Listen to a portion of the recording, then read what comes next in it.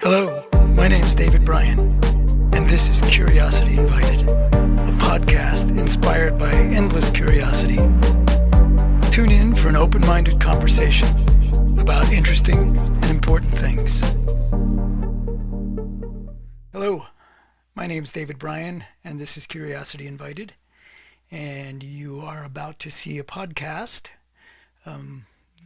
I think it was that last week. Yes, a few days ago.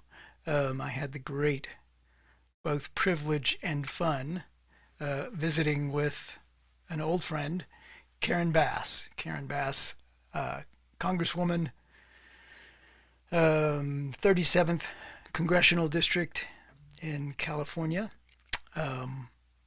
She is an extraordinary woman. I have known her for 30 years. Was not intended to be a political conversation, not necessarily. Not part of her campaign. She was gracious enough to have a conversation with me, and I had, as always, when talking with Karen, I learned things, and I appreciated her more and more. A little bit of background: Karen Bass, it represents the 37th Congressional District in California. After she started and ran the Community Coalition, an organizing group in Los Angeles for years. She ran for California Assembly and won, and then became Speaker of California Assembly, the first African American woman Speaker of the California Assembly in history. She then ran when her time was terming out. There was a 6-year term limit. She ran for Congress and won. She's been the chair of the Congressional Black Caucus. She's been a strong advocate for foster children and for dispossessed and for people living in poverty and living on the street. And she is now running for mayor of the city of Los Angeles. And as I said, not intended to be a political conversation necessarily. I hope she wins. I think she is uniquely qualified as a person to address some of the pressing issues that Los Angeles faces today and for many years. And if you're looking for somebody who can find a solution, or at least point in the direction of solving that problem, it is my friend Karen Bass. So I had a wonderful time, and I hope you will have a good time listening to this. And if you're in Los Angeles, I hope you'll vote for Karen on now by absentee ballot, or by the time things close on June 7th, I believe. Anyway, thanks again for tuning in to Curiosity Invited. Welcome to Curiosity Invited. My name is David Bryan, and I have the great pleasure of speaking with a good friend, and I have the great honor of speaking with Congresswoman Karen Bass, representing the 37th Congressional District in the state of California. And truth in advertising, I've known Karen for longer than both of us have been around, actually, because you're about, what, 30? There you go. I'm 32, so no, it's lovely to see you. And so we're just going to dive in, because I know your time is limited, and you got important stuff to do. And I really appreciate you being willing to have a chat with me.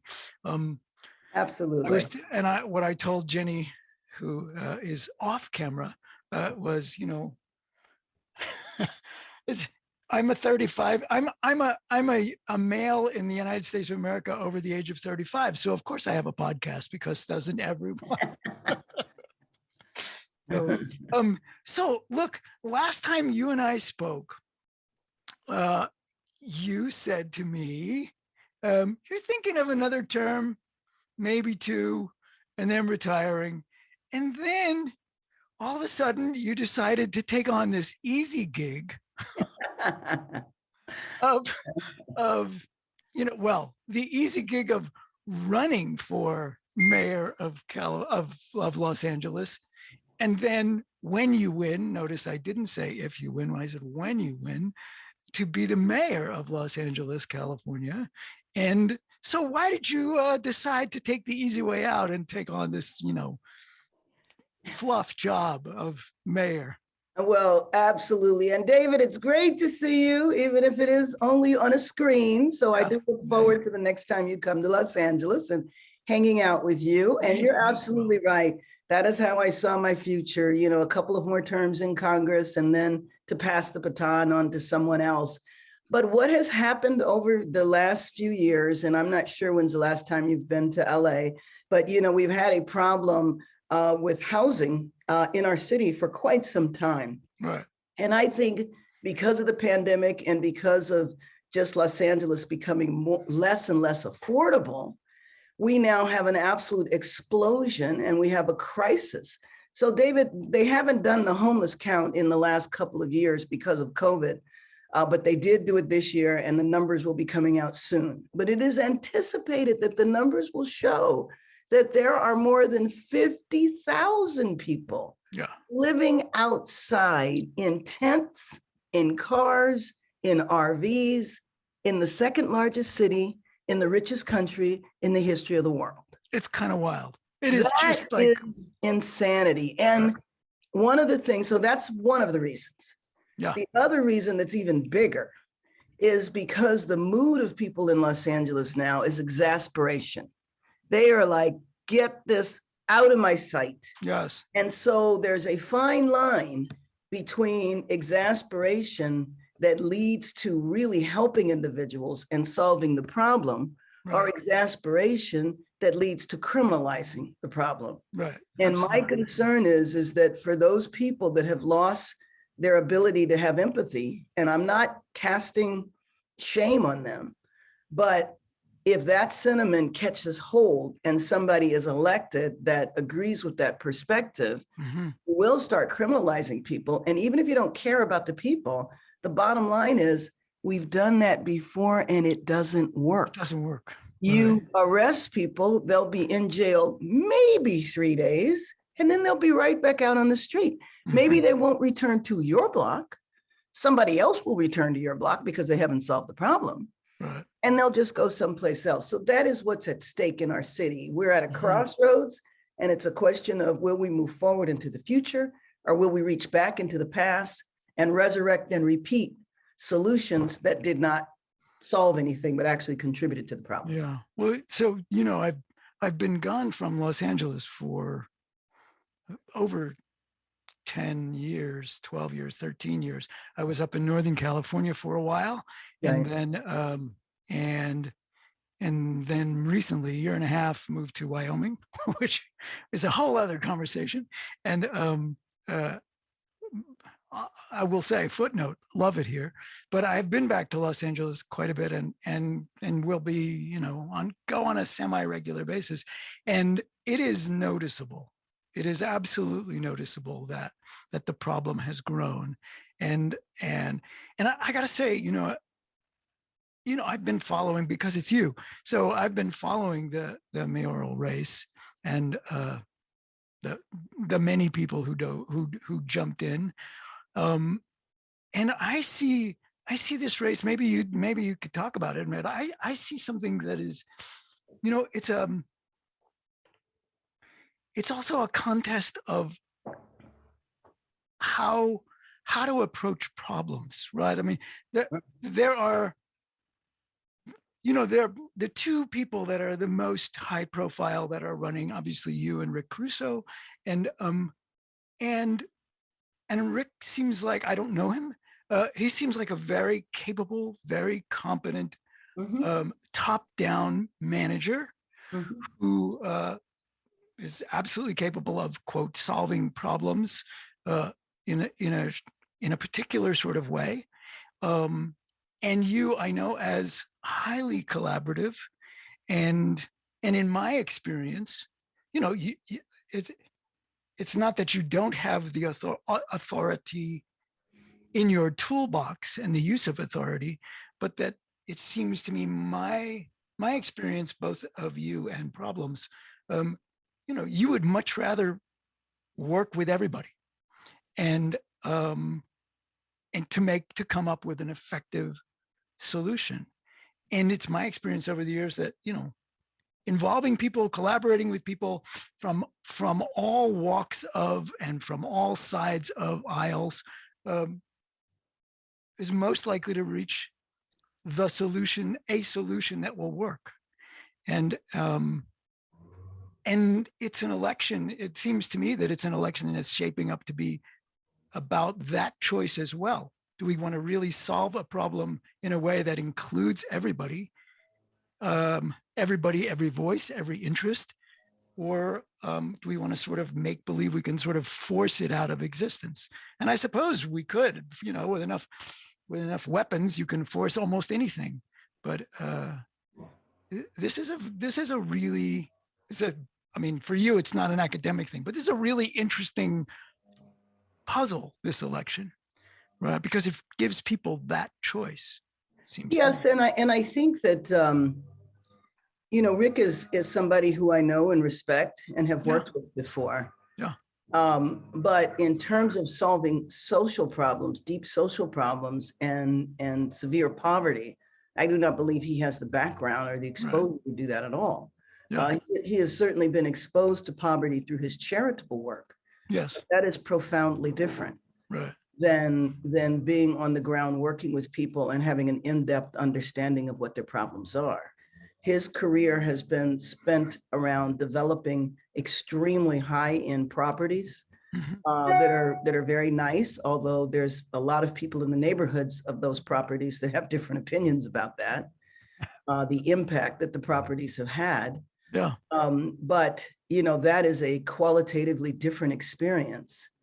And so the question is, and that's why I described it as a crossroads. Do we go back to the past in terms of how we've solved problems? Right. Or do we actually solve the problem? I would say, do we go back in the past as to how we've addressed problems? Right. Or do Exactly. we actually solve problems? Right. Because Right. a lot of people, like I said, just want the problems to disappear. They really are not concerned about what happens to the people, and have begun to view the population as a monolith, which is meth smoking drug addicts who want to be on the street and do not want to be housed. Yeah, that's another thing that's it's highly obvious when you read and listen to the approaches. Your at least the way you describe the situation, the problem is nuanced, and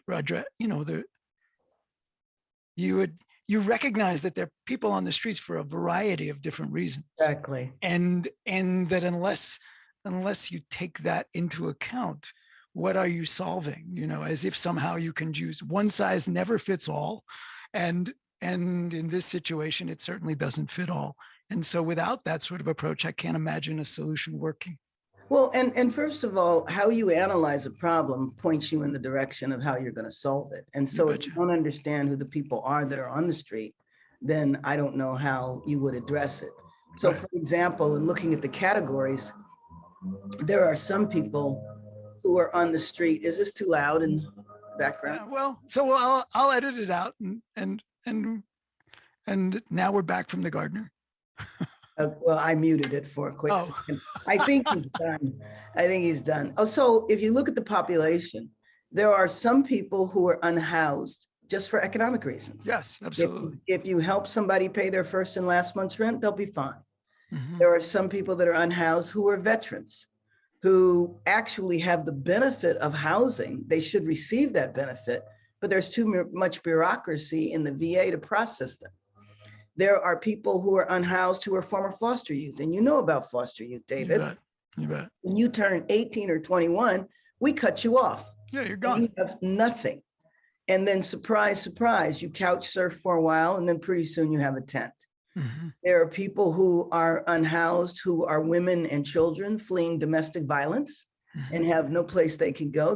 They're afraid. They either don't know where to go to a shelter, or they're afraid to be in a shelter because they're afraid somebody's going to find them. But if you pitch a tent or live in a car, I can escape that violent situation. There are people who were incarcerated in the days when we decided we were going to lock everybody up. And then when we began to release people, we did not plan for where they were going to go when they got released. Mm-hmm. And because of all of the barriers that we put up where we continue to punish people after they've finished serving their term, they can't work, they can't rent a car, maybe they can't get a driver's license, et cetera, then there are people who are unhoused who are suffering from chronic diseases, some of which are mental illness, substance abuse, or both, or other chronic diseases. Sure. So I think that you have to get people off the streets immediately, but then you have to address why they were unhoused to begin with. Because if somebody is profoundly mentally ill and you put them in a house and you don't treat their mental illness, then what do you think is going to happen? Is there enough housing in various forms in Los Angeles to do that? No. LA needs 500,000 more units of housing. 500,000. We need 250,000 right away. And if the state does not, I mean, if the city does not figure out how to do it, then we're going to be penalized by withholding on the state level a lot of money. So we have to come up with 250,000 more units. My fear is that it could be 250,000 units that no one can afford. Right. I'm going to. So I'm going to ask you how you do that. And you can wait till that sound dies down and I'll ask you again.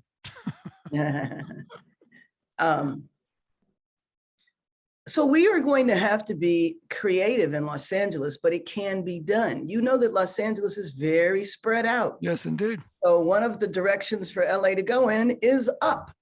And there's a lot of different places where that can happen. You know, we are finally building out mass transportation. And we can certainly build around the transportation centers. There's a lot of property that the federal, state, county, and city government own, hundreds of acres that we own. We could build there. Now, not all of those acres are usable, but plenty of them are.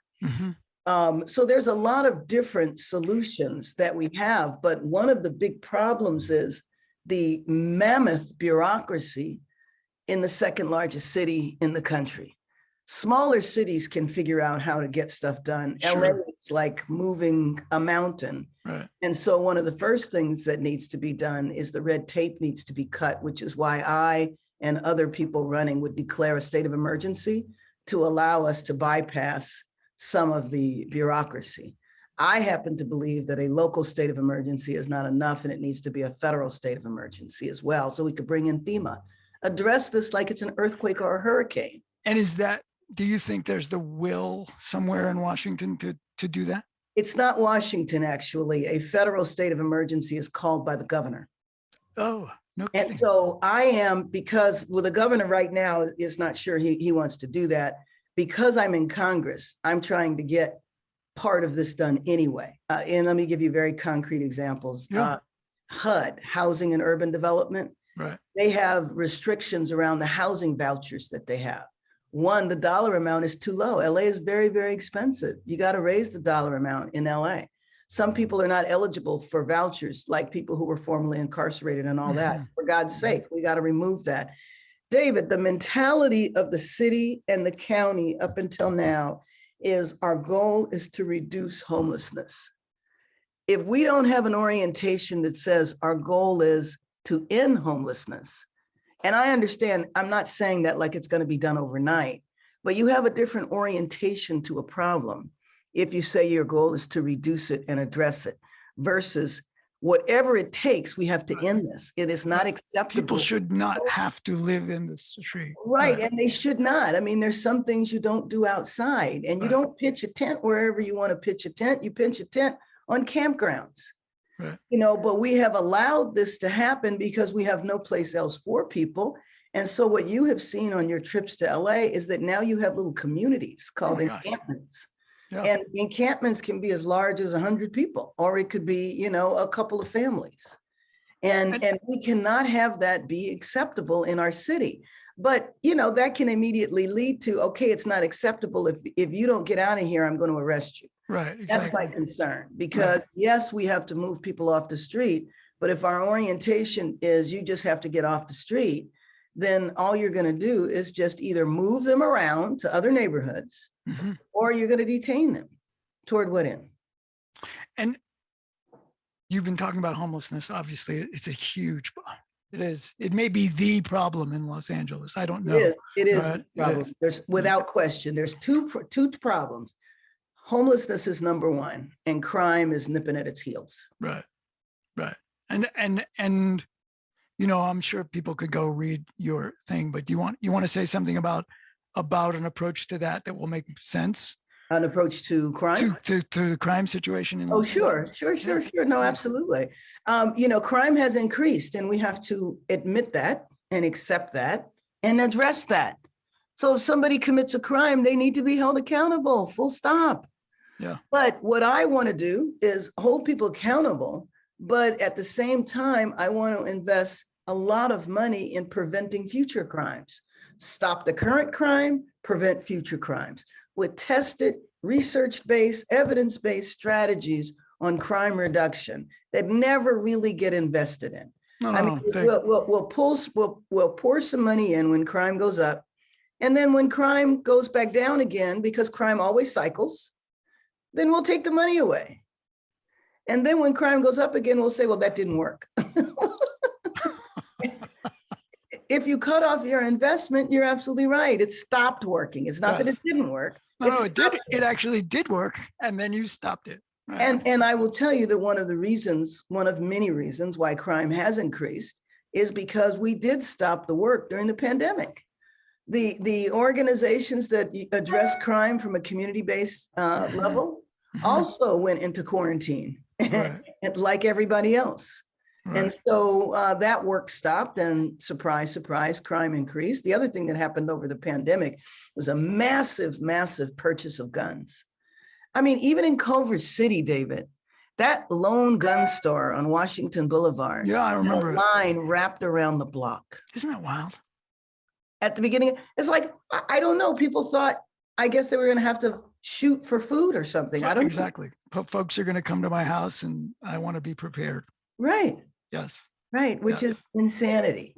But so anyway, so in some neighborhoods, as I've been all over the city, in some neighborhoods, they want more police, and they want police now.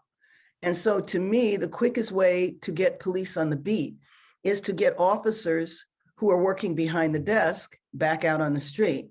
So the first thing I would do would be to hire civilians to replace those officers that are already trained, already capable. Now, not every officer that's behind the desk could go back out on the street for a variety of reasons, injury being one of them.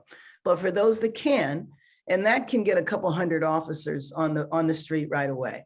The reason why I focus on that as a first step is because right now it's very, very difficult to hire police officers. Now, I think we should hire at the same time, but realistically speaking, it's going to take longer to get officers on the beat for several reasons. Number one, it isn't the most attractive profession right now.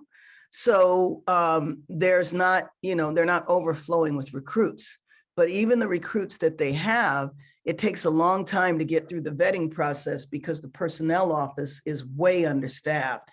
They did a lot of early retirements at the beginning of the pandemic, thinking that they were going to run into a budget crisis. And so that left the personnel office, woefully understaffed. So an average class, a recruitment class that goes through training, the capacity is 40. LAPD can't put more than 23 officers through that training on any one class. That's why I say, if you want to get officers on the beat ASAP, get them from behind the desk. Does anybody push back against that? No. Right. I was about to say, isn't that like common sense? Yeah. No, nobody pushes back. And by the way, I regularly talk to the police chief because, as you know, I've been involved in looking at crime trends and trying to figure out how to address crime for the last 30 years. Right. So I asked the chief, about these strategies, and he agreed with them. The difference is that some candidates are just not being honest and saying, well, I'm going to hire 1,500 police officers when they know good and well the city would go broke if you tried to do that. And number two, there's not the capacity there. But that sounds way more sexy. Oh, yeah, than totally. me saying we're going to put officers, from behind desk on the beat. And one thing is that, most candidates, and not all, will respond to the polls. If the polls say that people would really be excited if you say you're going to do something that is unachievable, then you say it. So can you speak about that for a second, just in terms of your, I mean, you've got a long career in the Assembly, Speaker of the Assembly and Congress. You know, you were not, when I met you, a politician, certainly not a career, whatever that means, a career politician. You were a problem solver in a different way. And then you either contrary to or because of good advice got into that world. And how have you avoided, it's really tempting. I mean, even in something like this podcast, right? You look at the numbers of how many people did it reach, and geez, what did I do? And so how have you avoided that temptation Of what? in your career of looking at the polls and saying, this plays well, I'll do more of that? No. I mean, I do that, but there's a way to do it that's honest. It's honest. It's problem solving. And there's a way to do it where you're just exploiting people's fears.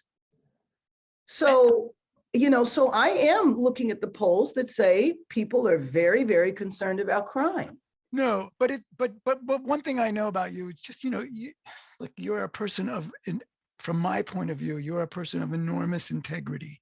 You're not going to say something exactly that's not true because it will get you something. Exactly. So but there's a temptation there for so many people. It isn't. No, it's just not necessary.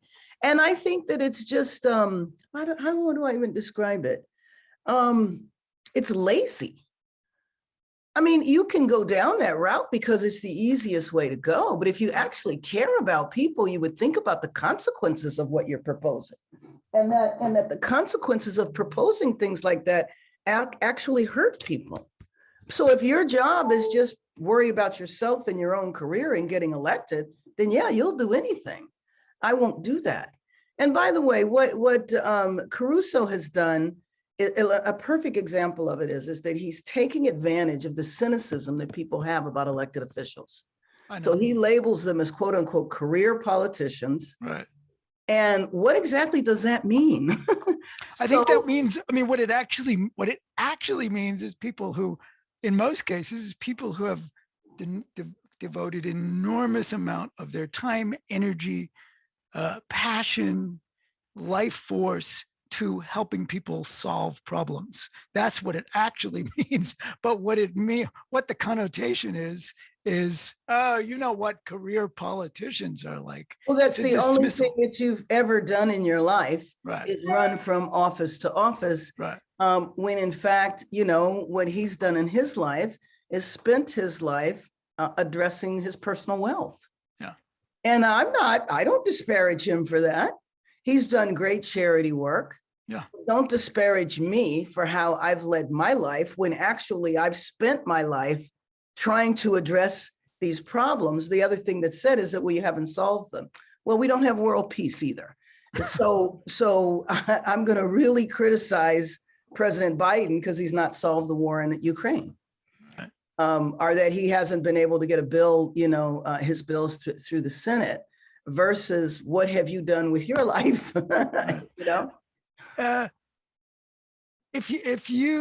Do you have the option of remaining in Congress? No, running again? I gave up my seat. And one of the decision points for me in deciding not to run is my feeling as though the person that would follow me is a serious legislator. And I'm very excited about the woman that is running, Sidney Kamlacher, who is currently a state senator, yes, who has been an incredible legislator great. And public servant. So I know that the district is in great hands. That's great. So I'm not sure there's a fair question. So what's your dream gig, or is the mayor of Los Angeles your dream gig?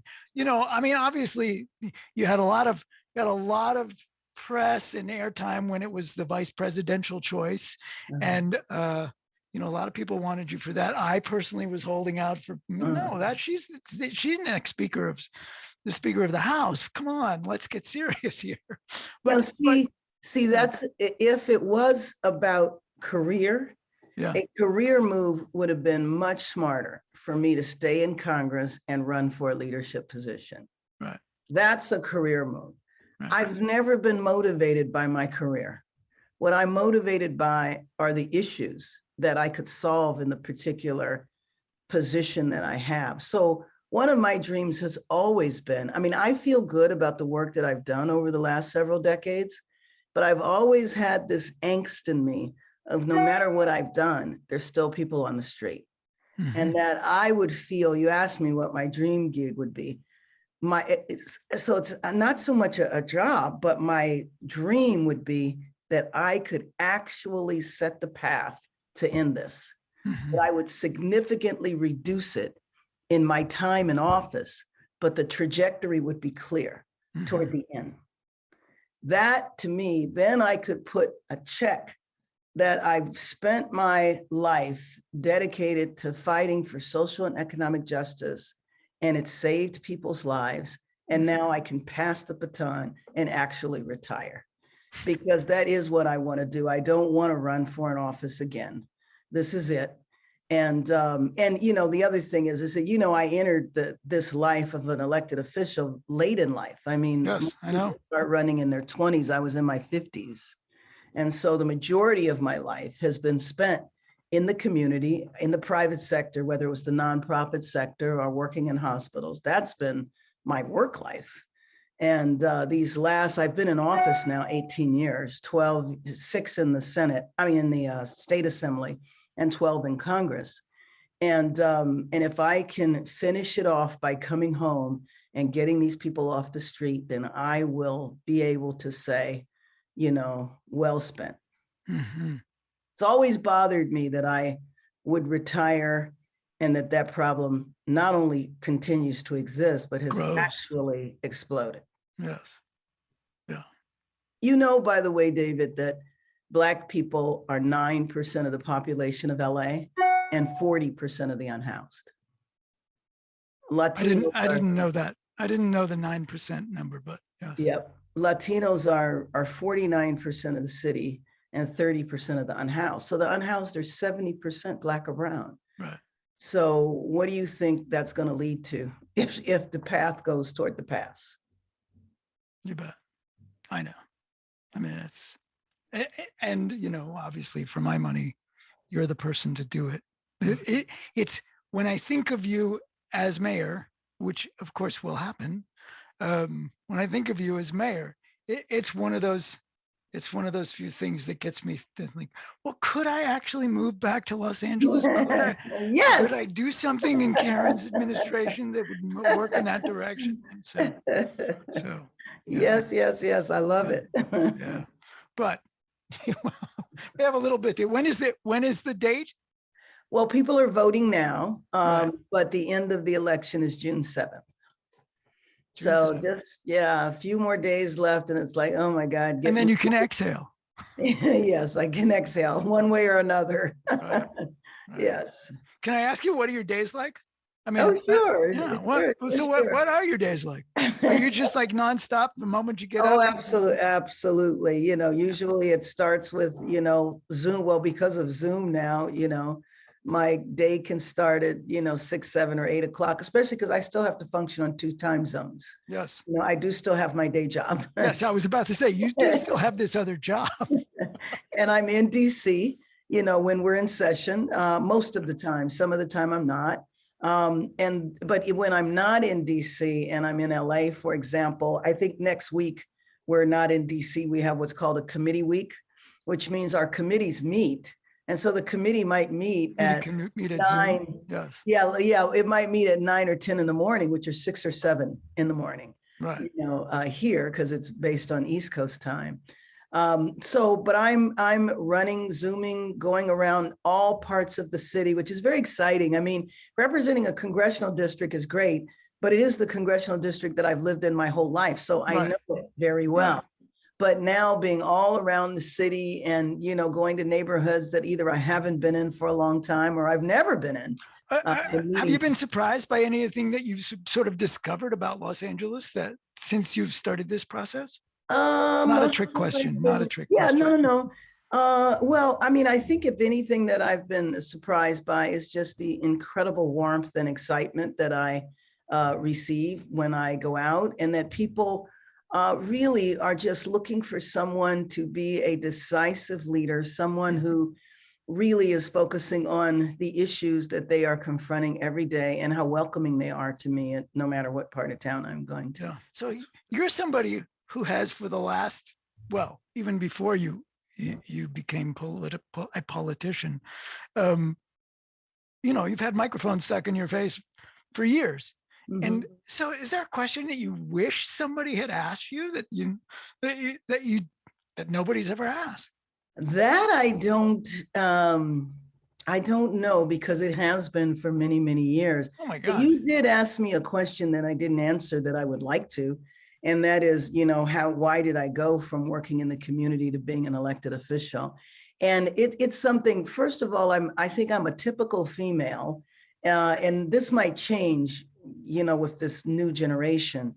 But women typically don't rush to office. Women usually have to be, encouraged and pushed and pressured. Mm-hmm. And I definitely fit that stereotype. I do think that that's kind of ending, but I definitely fell into that, where I was working for 14 years in the community. When we met, I was running Community Coalition in the heart of South Central, trying to address the gang crime, drug problem.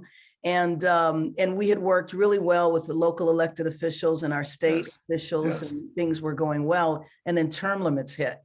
And those officials that we were working with were leaving. And the ones that were, in line to take their places, we believed that they were going to reverse all the work that we had done.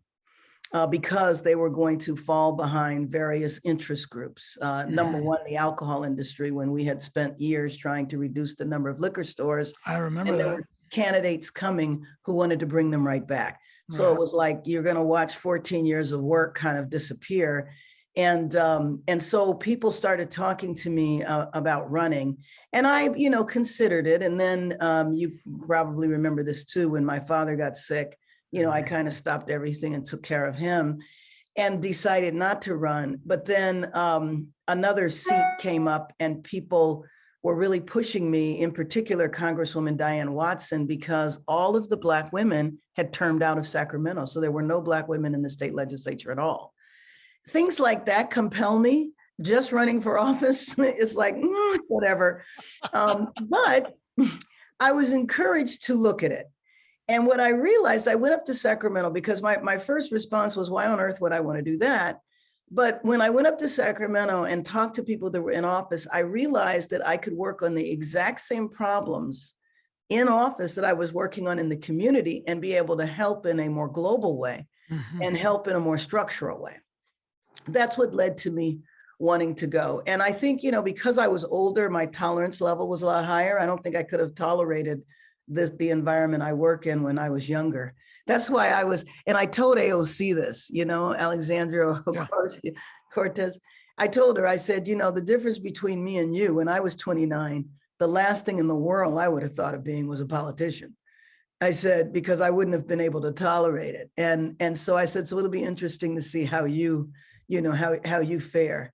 I think she's done well so far, but it'll be interesting if we lose the House to see how AOC, as well as some of the other younger ones, function in the minority. It's very different being in the minority than in charge. In that right. way. Well, especially when the minority is crazy. Well, exactly, and especially when the idea of compromise. Well, this is one can find examples of this in both directions, but the idea of making, reaching across the aisle, as that cliche goes, is seen as a bad characteristic. But we have to be clear, because right now you have one of the parties, the Republican Party, that has been seized by an extremist element. Yes, now, without a doubt. The Democratic Party might have its own view, but the anti-democratic small d forces that have taken over the Republican Party do not want to govern. No. Their mission is to tear government down. To obstruct. Right. So that is a very, very, very different situation. And you talk to some of the old timers who are in Congress, who are Republicans, who will tell you that they don't recognize this party anymore, but they know they have to shut up and cooperate or they will be punished. That's one thing that is different about the two parties. The Democratic Party maybe should punish sometimes, but does not. Right. I know it's, I don't know how you've done it, Karen Bass. I don't know how you know how, David, it's not difficult. I keep my eyes on the prize. I know why I am there. I know what it is I am trying to do, and everything else is noise. If you don't, and I tell this to people all the time who tell me, oh, I want to run for office. I want to run for office. Why? What is your goal? What is it that you want to accomplish? Because if you are not clear, you will be sucked up into the mess. But if you go in and you have a clear agenda and you can stay laser focused on that, then you can deal with it and you can get things done. Well, yeah, you know, that's easy for you to say, and it's because you're you, and not everybody is you.